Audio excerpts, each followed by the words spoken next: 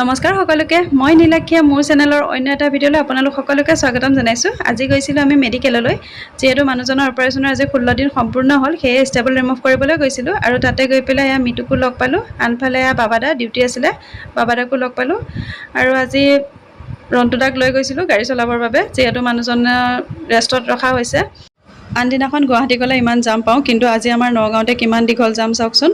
আৰু আমি ইয়াতে বহুত সময় ৰখিব লগা হ'ল আৰু গাড়ীখনত চাওকচোন কি লিখি থৈছে, মৰম দিলে মৰম দিম, হৰণ দিলে চাই দিম।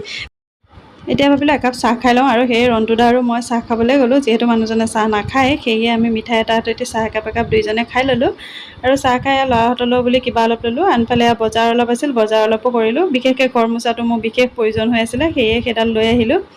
আৰু এয়া চাওকচোন ৰসমলাই আনিছিলোঁ আৰু মোৰ ভাগৰ ৰসমলাইটোৱে ডাঙৰ ল'ৰাটোৱে কি কৰিলে চাওকচোন, ভাঙি চিঙি শেষ। তথাপিও তাকে খাব লৈছোঁ আৰু এয়া কাপোৰ চেঞ্জ কৰা নাই, যিহেতু মই আকৌ এফালে যাবই লাগিব।